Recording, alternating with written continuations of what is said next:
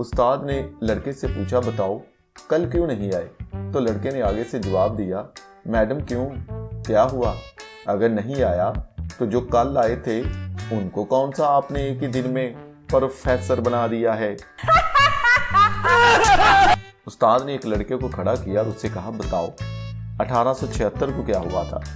लड़के ने जवाब दिया, सर कायरे आजम पैदा हुए थे। उस्ताद ने कहा, शाबाश, नीचे बैठ जाओ। फिर उसने गामू को खड़ा किया और उससे पूछा, बताओ 1880 में क्या हुआ था? गामू ने जवाब दिया, सर कायदे आजम 4 साल के हो गए थे, क्या मैं नीचे बैठ जाऊं?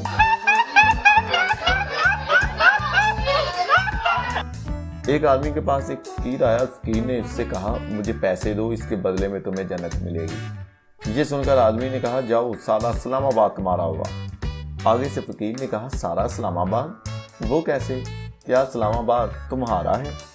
ये सुनकर आगे से आदमी ने जवाब दिया, ओ मामा, फिर मुझे ये बता कि जन्नत क्या तेरी है जो यहाँ पर उसके प्लाट बेचता फिर रहा है?